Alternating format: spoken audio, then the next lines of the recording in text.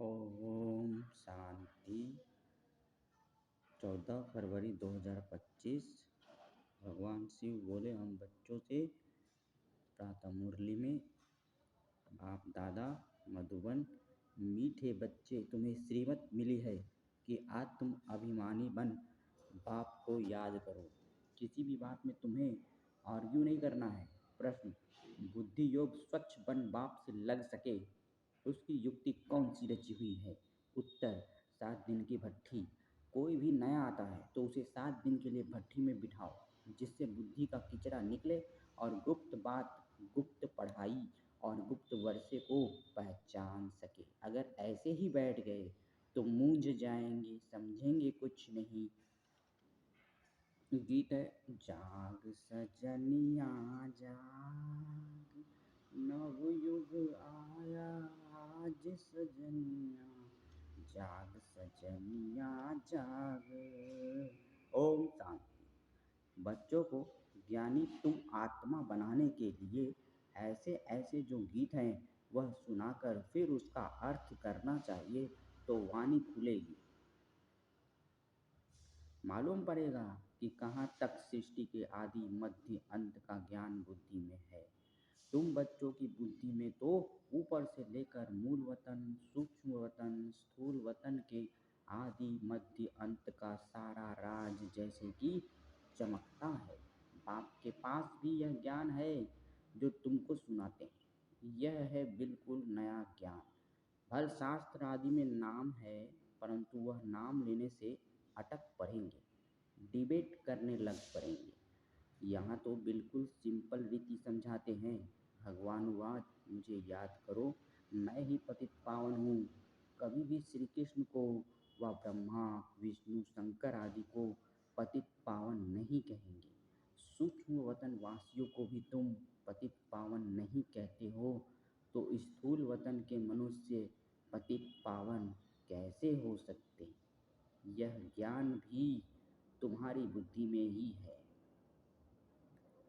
शास्त्रों के बारे में जास्ती आर्ग्यू करना अच्छा नहीं है, बहुत वाद विवाद हो जाता है। एक दो को लाठियां भी मारने लग पड़ते हैं। तुमको तो बहुत सहज समझाया जाता है। शास्त्रों की बातों में टू मच नहीं जाना है। मूल बात है ही आत्म अभिमानी बनने की। अपने को आत्मा समझना है और बाप को याद करना है। यह श्रीमत है मुख्य, बाकी है डिटेल। बीज कितना छोटा है, बाकी झाड़ का विस्तार है। जैसे बीज में सारा ज्ञान समाया हुआ है, वैसे यह सारा ज्ञान भी बीज में समाया हुआ है। तुम्हारी बुद्धि में बीज और झाड़ आ गया है। जिस प्रकार तुम जानते हो और कोई समझ न सके। झाड़ की आयु ही लंबी लिख दी है। बाप बैठ बीज और झाड़ व ड्रामा चक्र का राज समझाते हैं। तुम हो स्वदर्शन चक्रधारी। कोई नया आए, बाबा महिमा करे कि स्वदर्शन चक्रधारी बच्चों, तो कोई समझ न सके। वह तो अपने को बच्चे ही नहीं समझते हैं। यह बाप भी गुप्त है तो नॉलेज भी गुप्त है, वर्षा भी गुप्त है। नया कोई भी सुनकर मूंझ पड़ेंगे। इसलिए 7 दिन की भट्टी में बिठाया जाता है। यह जो 7 रोज भागवत व रामायण आदि रखते हैं, वास्तव में यह इस समय 7 दिन के लिए भट्टी में रखा जाता है, तो बुद्धि में जो भी सारा किचरा है वह निकालें और बाप से बुद्धि योग लग जाए। यहाँ सब है रोगी। सतयुग में यह रोग होते नहीं। यह आधा कल्प का रोग है। 5 विकारों का रोग बड़ा भारी है। वहाँ तो देही अभिमानी रहते हैं। जानते हो, हम आत्मा एक शरीर छोड़ दूसरा लेती है, पहले से साक्षात्कार हो जाता है। अकाले मृत्यु कभी होता नहीं। तुमको काल पर जीत पहनाई जाती है। काल काल महाकाल कहते हैं। महाकाल का भी मंदिर होता है। सिख लोगों का भी फिर अकाल तख्त है। वास्तव में अकाल तख्त यह भ्रिकुटी है, जहाँ आत्मा विराजमान होती है। सभी आत्माएं इस अकाल तख्त पर बैठी हैं। यह बाप बैठ समझाते हैं। बाप को अपना तख्त तो है नहीं, वह आकर इनका यह तख्त लेते हैं। इस तख्त पर बैठकर तुम बच्चों को ताउसी तख्त नशीन बनाते हैं। जानते हो वह ताउसी तख्त कैसा होगा, जिस पर लक्ष्मी नारायण विराजमान होते होंगे। वह ताउसी तख्त, ताउसी तख्त तो गया हुआ है ना, विचार करना है। उनको भोलानाथ भगवान क्यों कहा जाता है? भोलानाथ भगवान कहने से बुद्धि ऊपर चली जाती है। साधु संत आदि अंगुली से इशारा भी ऐसे देते हैं ना कि उनको याद करो। यथार्थ रीति तो कोई जान नहीं सकते। अभी पतित पावन बाप सम्मुख में आकर कहते हैं मुझे याद करो तो तुम्हारे विकर्म विनाश हो जाएं। गारंटी है, गीता में भी लिखा हुआ है। परंतु तुम गीता का एक मिसाल निकालेंगे तो वह 10 निकालेंगे, इसलिए दरकार नहीं है। जो शास्त्र आदि पढ़े हुए हैं वह समझेंगे हम लड़ सकेंगे। तुम बच्चे जो इन शास्त्रों आदि को जानते ही नहीं हो तो तुम्हें उनका कभी नाम भी नहीं लेना चाहिए। सिर्फ बोलो भगवान कहते हैं, मुझ अपने बाप को याद करो। उनको ही पतित पावन कहा जाता है। गाते भी हैं पतित पावन सीताराम। सन्यासी लोग भी जहाँ तहाँ धुन लगाते रहते हैं। ऐसे मतांतर तो बहुत है ना। यह गीत कितना सुंदर है। ड्रामा प्लान अनुसार कल्प कल्प ऐसे गीत बनते हैं जैसे कि तुम बच्चों के लिए ही बनाए हुए हैं। जात सजन के अच्छा ऐसे ऐसे अच्छे अच्छे गीत हैं, जैसे नयनहीन को राह दिखाओ प्रभु। प्रभु को श्री कृष्ण को थोड़े ही कहते हैं, प्रभु व ईश्वर निराकार को ही कहेंगे। यहाँ तुम कहते हो बाबा परम पिता परमात्मा है तो वह भी आत्मा ना। भक्ति मार्ग में बहुत टू मच चले गए हैं। यहाँ तो बिल्कुल सिंपल बात है। अल्फ और बे, अल्फ अल्लाह, बे बादशाही, इतनी तो सिंपल बात है। बाप को याद करो तो तुम स्वर्ग के मालिक बनेंगे। बरोबर वह लक्ष्मी नारायण स्वर्ग के मालिक संपूर्ण निर्विकारी थे, तो बाप को याद करने से ही तुम ऐसा संपूर्ण बनेंगे। जितना जो याद करते हैं और सर्विस करते हैं उतना वह उच्च पद पाते हैं। वह समझ में भी आता है। स्कूल में स्टूडेंट समझते नहीं है क्या कि हम कम पढ़ते हैं। जो पूरा अटेंशन नहीं देते हैं तो पिछाड़ी में बैठे रहते हैं तो ज़रूर फेल हो जाएंगे। अपने आप को रिफ्रेश करने के लिए ज्ञान के जो अच्छे अच्छे गीत बने हुए हैं उन्हें सुनना चाहिए। ऐसे ऐसे गीत अपने घर में रखने चाहिए। किसको इस पर समझा भी सकेंगे कैसे माया का फिर से परछाया पड़ता है। शास्त्रों में तो यह बातें हैं नहीं कि कल्प की आयु 5000 वर्ष है, ब्रह्मा का दिन और ब्रह्मा की रात आधा आधा है। यह गीत भी कोई ने तो बनवाए हैं। बाप बुद्धिवानों की बुद्धि है तो कोई की बुद्धि में आया है जो बैठ बनाया है। इन गीतों आदि पर भी तुम्हारे पास कितने ध्यान में जाते थे। एक दिन आएगा जो इस ज्ञान के गीत गाने वाले भी तुम्हारे पास आएंगे। बाप की महिमा में ऐसा गीत गाएंगे जो घायल कर देंगे। ऐसे ऐसे आएंगे। ट्यून पर भी मदार रहता है। गायन विद्या का भी बहुत नाम है। अभी तो ऐसा कोई है नहीं। सिर्फ एक गीत बनाया था, कितना मीठा कितना प्यारा। बाप बहुत ही मीठा बहुत ही प्यारा है, तब तो सब उनको याद करते हैं। ऐसे नहीं कि देवताएं उनको याद करते हैं। चित्रों में राम के आगे भी शिव दिखाया है। राम पूजा कर रहे हैं, यह है रॉन्ग।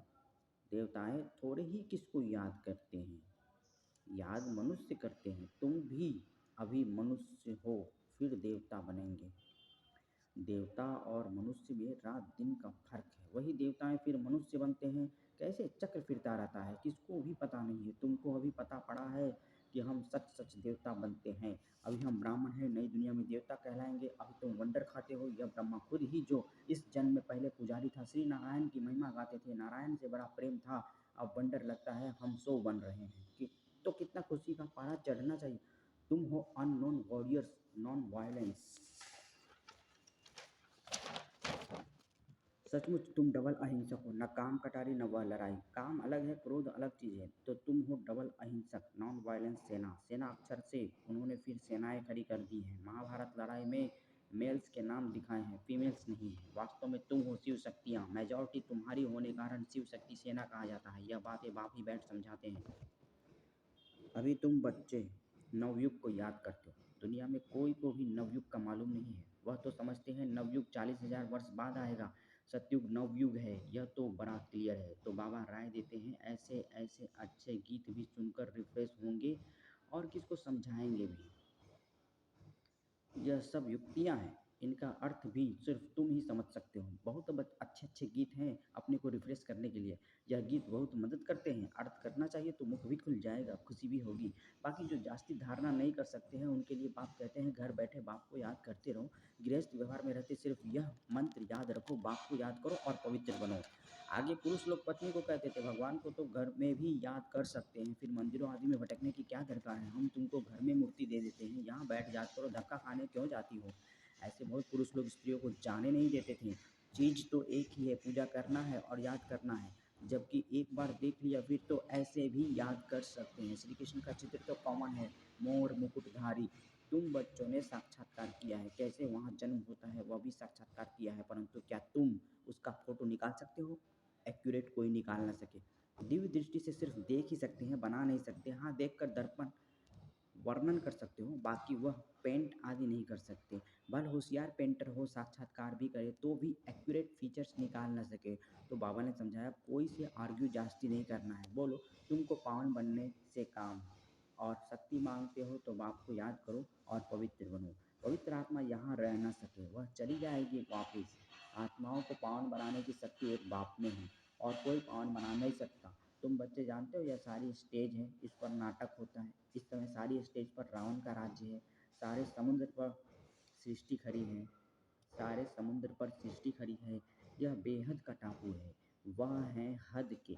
यह है बेहद की बात, जिस पर आधा कल्प दैवी राज्य, आधा कल्प आसुरी राज्य होता है। यूं खंड तो अलग अलग हैं, परंतु यह है सारी बेहद की बात। तुम जानते हो हम गंगा जमुना नदी के मीठे पानी के कंढे पर ही होंगे। समुद्र आदि आदि पर जाने की दरकार नहीं रहती। यह जो द्वारिका कहते हैं वह कोई समुद्र के बीच होती नहीं है। द्वारिका कोई दूसरी चीज़ नहीं है।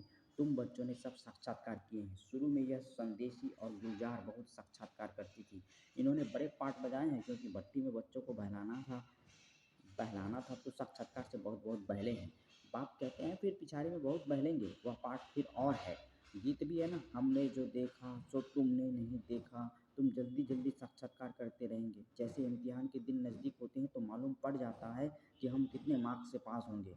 तुम्हारी भी यह पढ़ाई है। अभी तुम जैसे नॉलेजफुल हो बैठे हो, सभी फुल तो नहीं होते हैं। स्कूल में हमेशा नंबरवार होते हैं। यह भी नॉलेज है, मूल वतन सूक्ष्म वतन तीनों लोगों का तुमको ज्ञान है। इस सृष्टि के चक्र को तुम जानते हो, यह फिरता रहता है। बाप कहते हैं तुमको जो नॉलेज दी है यह और कोई समझा ना सके। तुम्हारे घर है बेहद की दशा, तुम्हारे पर है बेहद की दशा। कोई पर बृहस्पति की दशा, कोई पर राहु की दशा होती है तो जाकर चंडाल आदि बनेंगे। यह है बेहद की दशा, वह होती है हद की दशा। बेहद का बाप बेहद की बातें सुनाते हैं, बेहद का वर्षा देते हैं। तुम बच्चों को कितनी न खुशी होनी चाहिए। तुमने अनेक बार बादशाही ली है और गंवाई है, यह तो बिल्कुल पक्की बात है। नथिंग न्यू, तब तुम सदैव हर्षित रह सकेंगे, नहीं तो माया गुटका खिलाती है। तो तुम सभी आशिक हो एक मासूक के, सब आशिक उस एक मासूक को ही याद करते हैं। वह आकर सभी को सुख देते हैं। आधा कल्प उनको याद किया है, अब वह मिला है तो कितनी खुशी होनी चाहिए। अच्छा मीठे मीठे सीखी दे बच्चों प्रति माता पिता बाप दादा कोई याद प्यार गुड मॉर्निंग और नमस्ते। शुक्रिया बाबा, शुक्रिया आपका पद्मा परम शुक्रिया। Happy Valentine's day. ओम शांति। धारणा के लिए मुख्य सार, सदैव हर्षित रहने के लिए नथिंग न्यू का पाठ पक्का करना है। बेहद का बाप हमें बेहद की बादशाही दे रहे हैं, इस खुशी में रहना है। ज्ञान के अच्छे अच्छे गीत सुनकर स्वयं को रिफ्रेश करना है, उनका अर्थ निकालकर दूसरों को सुनाना है। वरदान है माया के संबंधों को डाइवर्स दे, बाप के संबंध से सौदा करने वाले मायाजीत मोहजीत भव। अब स्मृति से पुराना सौदा कैंसिल कर सिंगल बनो। आपस में एक दो के सहयोगी भल रहो लेकिन कंपेनियन नहीं। कंपेनियन एक को बनाओ तो माया के संबंधों से डाइवर्स हो जाएगा। मायाजीत मोहजीत विजयी रहेंगे। अगर जरा भी किसी में मोह होगा तो तीव्र पुरुषार्थी के बजाय पुरुषार्थी बन जाएंगे। इसलिए क्या भी हो कुछ भी हो खुशी में नाचते रहो। मिरुआ मौत मलु का शिकार, इसको कहते हैं नष्टो मोहा। ऐसा नष्टो मोहा रहने वाले ही विजय माला के दाने बनते हैं। स्लोगन है सत्यता की विशेषता से डायमंड की चमक को बढ़ाओ। अब व्यक्ति सारे एकांत प्रिय बनो, एकता और एकाग्रता को अपनाओ। बाप दादा चाहते हैं कि हर बच्चा एक रस श्रेष्ठ स्थिति के आसनधारी, एकांतवासी, अशरीरी, एकता स्थापक, एक नामी एक अनामी अवतार बने। एक दो के विचारों को समझ सम्मान दे, एक दो को इशारा दे, लेन देन कर आप अपने संगठन की शक्ति का स्वरूप प्रत्यक्ष करें, क्योंकि आपके संगठन में एकता की शक्ति सारे ब्राह्मण परिवार को संगठन में लाने के निमित्त बनेगी। ओम शांति।